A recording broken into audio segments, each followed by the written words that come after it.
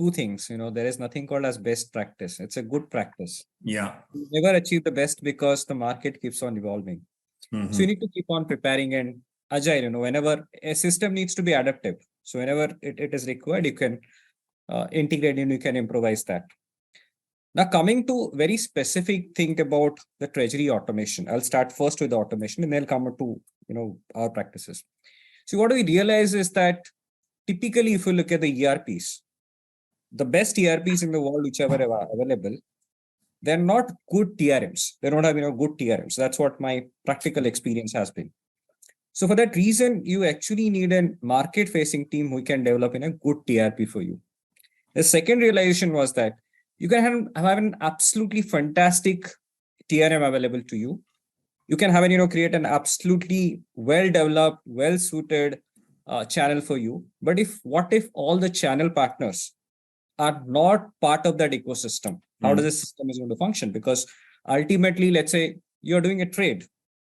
You can have a beautiful system for capturing of that trade. But what about the other counterpart with whom you want to deal? May it be a bank, may it be any third party, which is not part of that ecosystem. How can you do that? So the first realization was that bring everybody to the same channel, same ecosystem. So what we did was that, of course, we brought IBSFINtech and one of the largest private sector banks of this country to do and test how can you seamlessly develop a system where all the participants, the market maker, the TRM and the client, and plus our clients can be part of the same value chain systems. So you are basically not only, uplifting the system, but you are bringing everybody into the same channels. That's the first thing what we did. Number two, see, Excel is not bad. Excel is actually good for anybody who wants to do analytics, but Excel for record keeping, that is bad because, somebody can play with that data. So what I believe is that the data should be stored or end-to-end automation should happen starting from a deal execution till the deal closure, the BRS. So you have got the, like you have got the FXall where you can record the data. And this is actually, wonderful marriage together, wonderful, integration together where IBSFINtech and Refinitiv are working because you have got abundant set of data, number one. Now you have got a trading platform, which is FXall. Now we have got a TRM, which is IBSFINtech. So basically, based on data, if you can, develop the AI-based models, you can actually execute the trade based on, certain economic indicators or certain threshold limits. So the trade gets executed, booked in your TRM. And now you have got the banking host to host at API-based connectivity. The deal can be settled very seamlessly. So your record keeping and the settlement is happening very well. So what you're doing is that you are then leveraging on the human capital to do more analytic things. So basically, thinking and how you can improvise that. So that's the first point of it. You are not only automating, you are bringing everything into together, and it's more of integration. And you're actually complementing Excel and freeing up time for your staff. You're maximizing their. Yes, Excel is good for analytics, but not for let's say record keeping, or because if the dashboards are available to you readily, you can do that.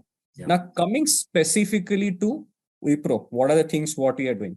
Firstly, let me start that our business is completely measured on a constant currency basis. So business is kind of completely immunized from any kind of currency fluctuation. So the entire currency risk moves the treasury, and that's the way to look at it because you have got two different teams. So one is the business, which they are going to be measured whatever the business they are generating, and the currency fluctuation is going to be managed by a centralized, specialized team.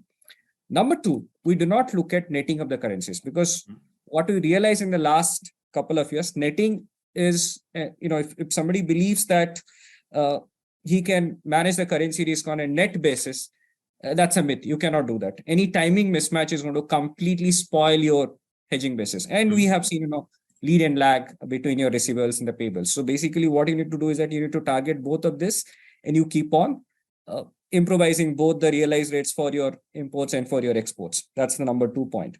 Number 3 point, we do not believe in the mechanical hedges. Like you get an import, you go and take an import cover for that, or you receive an export, you go and take an export cover for that. So if you're doing that, you are just being too mechanical about it. You need to decide how much threshold risk you can manage, and based on that, you need to take the fundamental macro view, micro view, and you need to basically execute the hedge based on certain amount of views.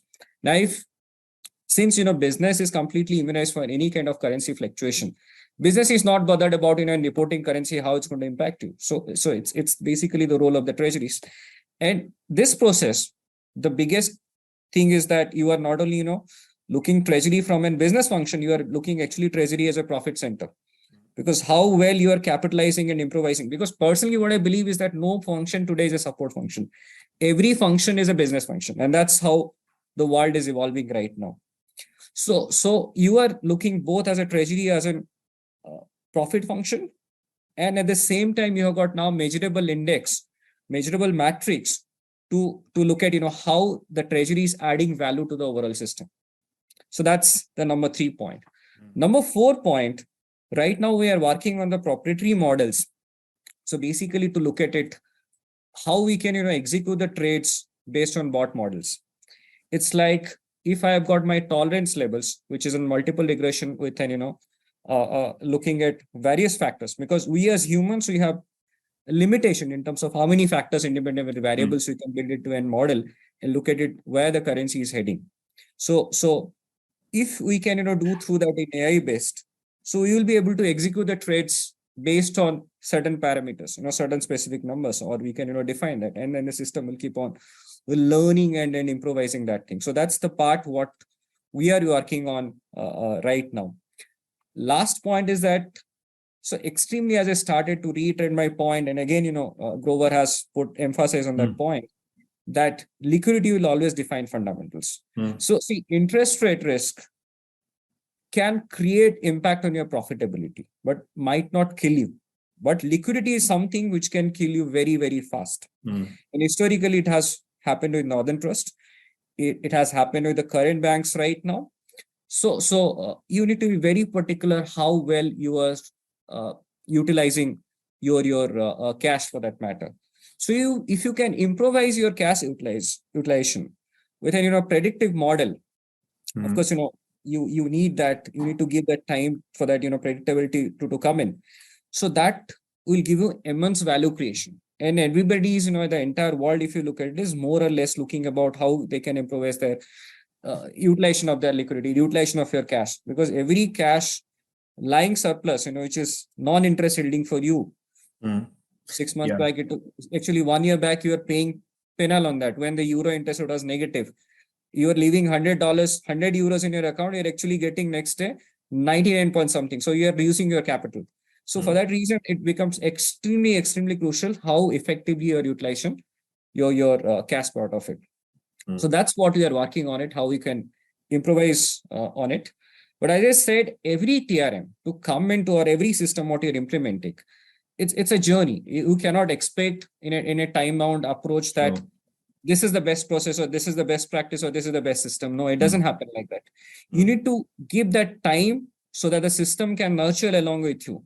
And if you believe that one shoe fits all and plug and play is a model which exists, even if the plug and play model exists, your shoe size will be different. So you need to customize, and you need to give long period of time to the system to mature and system to cater to your requirements. So it's the journey what we have started right now. And the target is eventually to go into in a system which should be looked as a benchmark system across the world. That's what our aspiration is all about.